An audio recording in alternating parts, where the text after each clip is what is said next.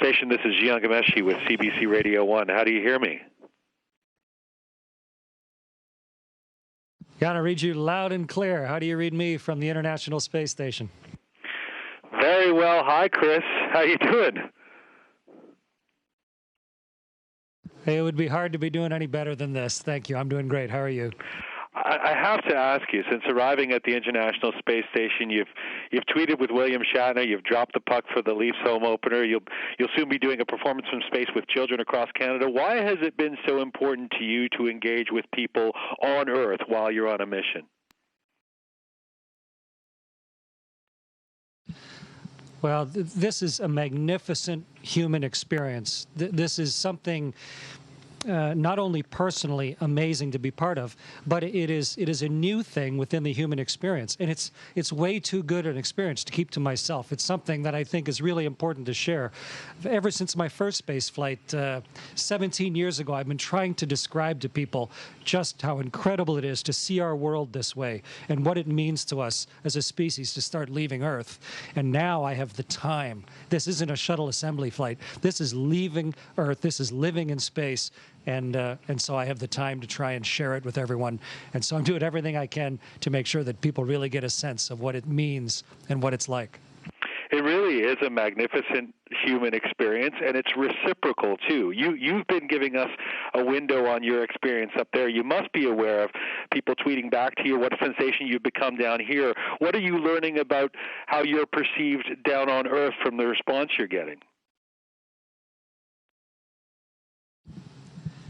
Well, it's been overwhelmingly very heartwarming, really, really pleasant. I, of course, don't have time to read everything that people are writing back to me, but I do get a smattering of it, and people are interested in what's going on. People find it expanding to their own horizons. There are schools all around the world that are using the photographs that I'm sending down. They're posted on the wall. They're using it for geography class. They're using it for language class. They're thinking about possibilities. And adults also. People are stopping and looking up to see something that people built go overhead. And people write me about it all the time. And it's that ability now, because of technology, to directly connect, to let people share in the experience as it happens, that I think makes it even richer than just looking and debriefing and showing a film afterwards. And so I'm really happy when people send me a note back and say maybe what one of my pictures or something that I said has meant to them. Even if you alienated some people by outing yourself as a Leafs fan. Well, my dad's grandfather was a trainer for the Leafs, and so he was raised as a Leafs fan, and he raised me as a Leafs fan, and so I've been a Leafs fan my whole life. And the fact that they haven't won a Stanley Cup for a while, that's okay. Hey, right on, man. I want to ask you about this Music Monday and the song you wrote with Ed Robertson of the Bare Naked Ladies. Chris, what were you hoping to convey about the experience of space exploration with the song ISS? I grew up listening to a lot of Canadian folk music. Of course, the stuff that Gordon Lightfoot wrote, but also Stan Rogers, things that really tell the story from a regular person's point of view. And we're regular people who are now on a new type of profession, a new type of ship, doing something that's new in the human experience. And so when you sing an old song about Newfoundlanders going out to Alberta, like something Stan Rogers sang about, or about the fisheries on Lake Ontario, or whatever, to think that there's a way to try and capture the experience through art. And some astronauts are terrific photographers, some are good writers. I play in a couple bands. I'm no great musician, but it's important to me. And I want to do my absolute best to try and capture some of this experience as many different ways as I can. I can't draw, but hopefully some of the music that I play up here, that maybe the song that Ed Robertson and I wrote together, that will be played in schools all across Canada under the Music Counts program, the Coalition for Music Education, to think that there are choirs, there are schools for the deaf that have already made a version of it. It's being put into other languages. That song, joining people together through a common theme and using it to try and understand a new experience, that's what music's all about to me. And so it's really important. It's got a beautiful melody and sentiment to it. Although I must say, you usually seem so enthusiastic. I think some people will be surprised that the song has a bit of a Neil Youngish melancholy feel. Tell me about why that struck you as the right tone to set, and if it's a reflection on being reflective from where you are. Living in space is just a constant rush of stimulation. I mean, we're busy. We're talking to mission controls all around the world. We're doing experiments. We just did ultrasound eyeballs, and for the first time, we're imaging actually changes in blood flow in the brain when you change your blood regulation. There's all this stuff going on, and it's only when you float over to the window and pause for a second and look at the huge impermeable permanence and beauty of the world that's underneath you, this great reassuring wonder of it, and it makes you thoughtful to combine the high-paced action that we're doing on board with this magnificent planet that's just out the window at all times. And so all emotions go by. And so I think the song, I wrote some of the lyrics, Ed came up with a really nice melody and wrote some of the lyrics. I think the song does a nice job of talking about the wonder of it and some of the science of it, but also thinking about what it means psychologically to be here and what it's going to mean in the future for people that are living away from Earth and moving away from Earth and using our inventions to increase our capability to understand the universe. So we're trying to communicate that to young Canadians, to young people all around the world, but also to really just try and capture the experience of living away from our planet and of starting to explore the rest of the universe in person. Chris, before I let you go, let me ask you what it means to not just be psychologically to be there, as you just said, but physically to be there, scientifically to be there. There's been a lot of debate about the future of space exploration, especially since NASA canceled the shuttle program. You had to hitch a ride with the Russians to get to the space station. Why is it important for us as a society to keep sending human beings into space? Well, I didn't hitch a ride with the Russians. I flew the spaceship. I was like the left seat. I was the pilot with Roman Romanenko as the commander in the middle. And the Americans, NASA, of course, they are the main foreman, I guess, of the International Space Station. And so they're very actively involved in space travel. This is the world's first great cooperative outpost in space. This is a wonderful ship that we've built. It's a huge laboratory where we are learning not only about how the human body works, about the Earth, but also about how to build ships that can take us further. And in amongst all the things that we're doing on Earth, taking care of our people and trying to understand the planet better, there's a part of it that is always curious for people to look up, to think what lies beyond. And for the first time in history, we have the technology now to start to leave Earth on a permanent basis.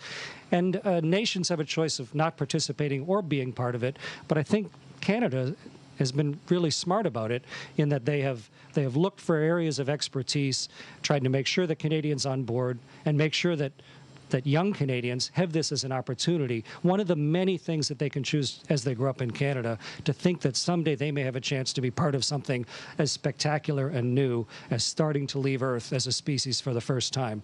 It's just barely possible, but we're making it work and inventing as we go. And I'm so delighted as a Canadian to be part of this. Commander Chris Hadfield, it's truly a great pleasure to speak to you while you're up there at the International Space Station. Thank you for this. My pleasure, and I'll be looking at you. It was very nice to talk with you today. Thanks for making the time.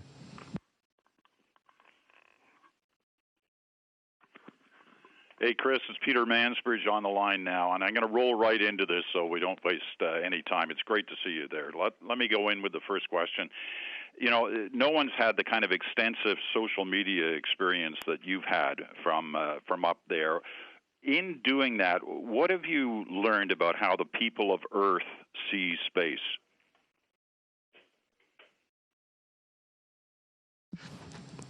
Peter, it's good to talk with you. The same wonder and sense of opportunity and sense of adventure and fundamental thrill of discovery that I felt as a 9-year-old kid, thinking that someday maybe, even though I'm Canadian, maybe someday I might have a chance to fly in space. That sense of being on the edge of something, on the precipice of something new and exciting, that feeling is is prevalent all across the planet.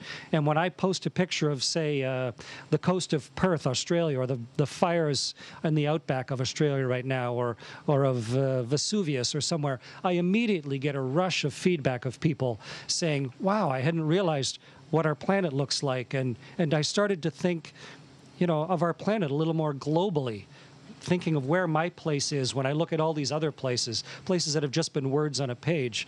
And so the feedback has been really motivational for me, in fact, that people's vision of the world is maybe slightly expanded, and their fundamental excitement and opportunities is rekindled by some of the things I've had a chance to observe from up here. So it's a fun part of all the things we're doing up here, but it's also one that I think is worth doing just because of the impact that it can have. Well, as you concede, you get a perspective of Earth from where you are that few people have ever had.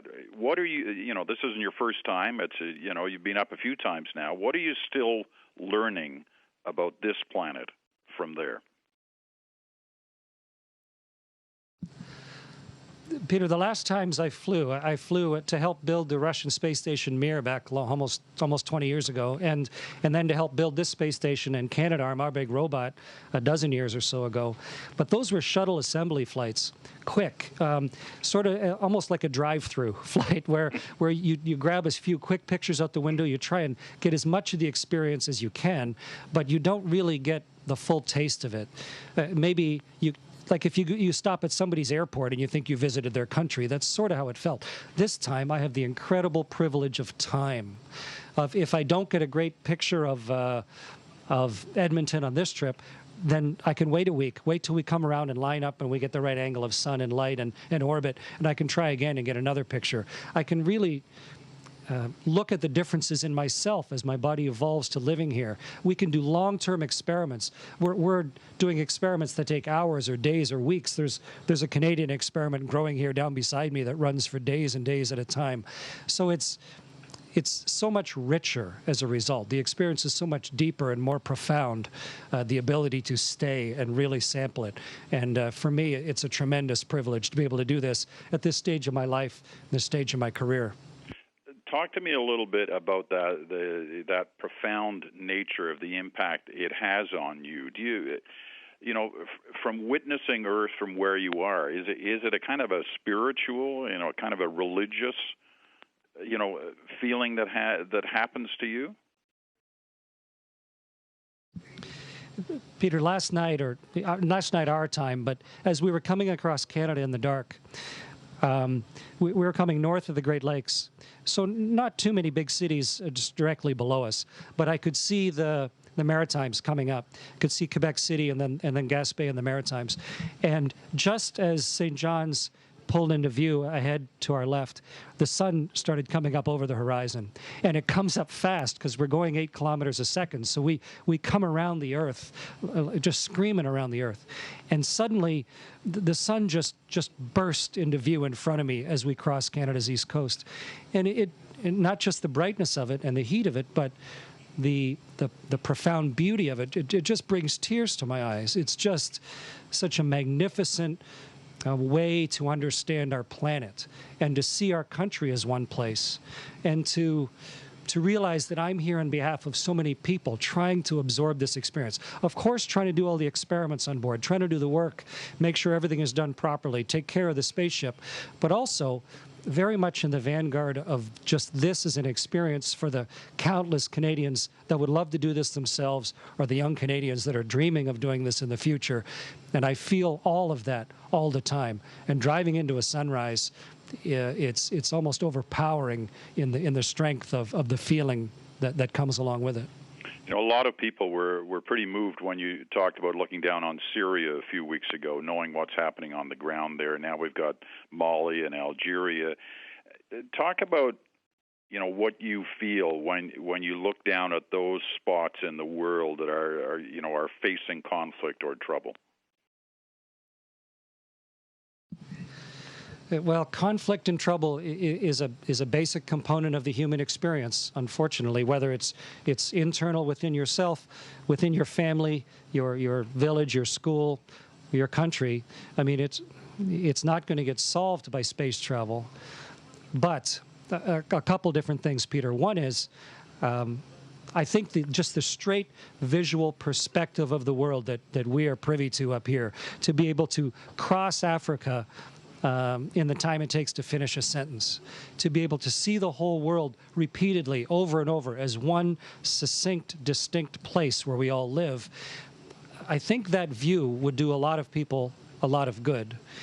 And the other is that we are visible from the Earth. If you get up in the morning or just before you go to bed and we happen to be going overhead, we're still in the light while it's getting dark on the surface. So there is a visible example of something going on that is truly international and cooperative and leading edge, that is right there overhead, the brightest star in the sky, going around and around the world, reminding people of what we can do when we do things right and when we do things together. And hopefully that combination will help to influence at least some people, the combination of understanding how we truly all exist together on a planet, and also the understanding of what we can do when we work together. Do you find yourself asking questions of yourself about life, about yourself, when you're where you are, that you wouldn't ask when you're here?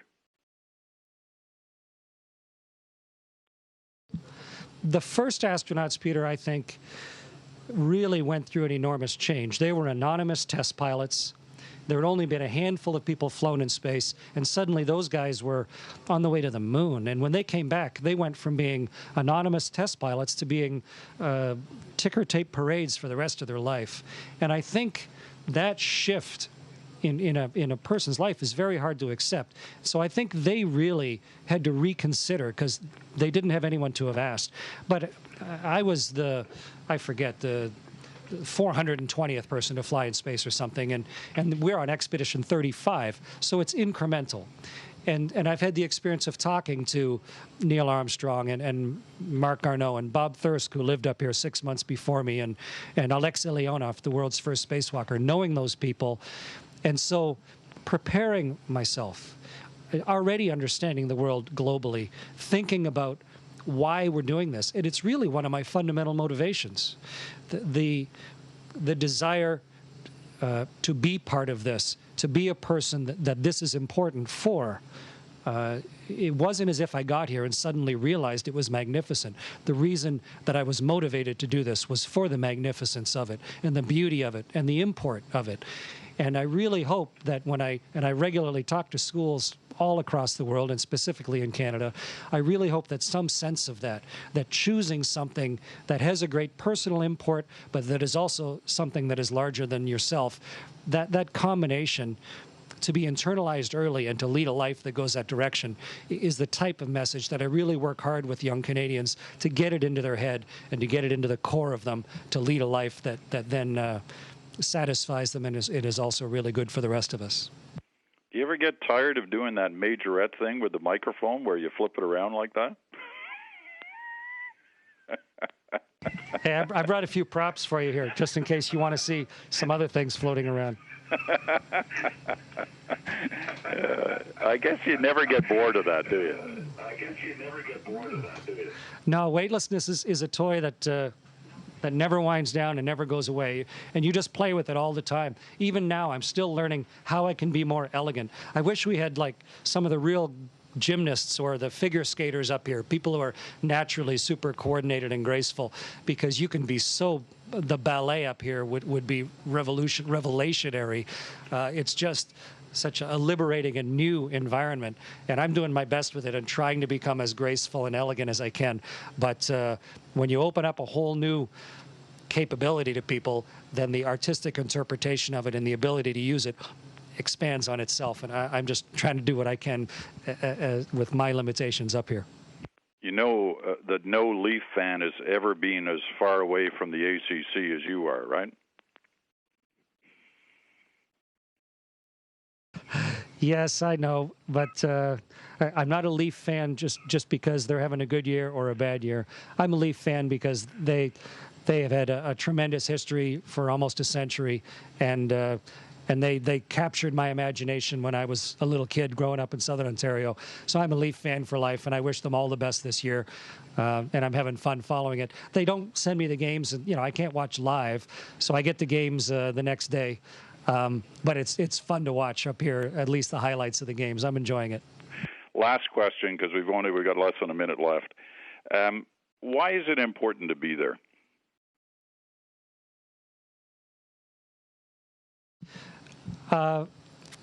You can look at that question a bunch of different ways. I think number one is there are a lot of interesting things going on in the world. And some of them are very straightforward. We need to take care of our people. We need to think about education. We need to think about the regular things that give people a good life.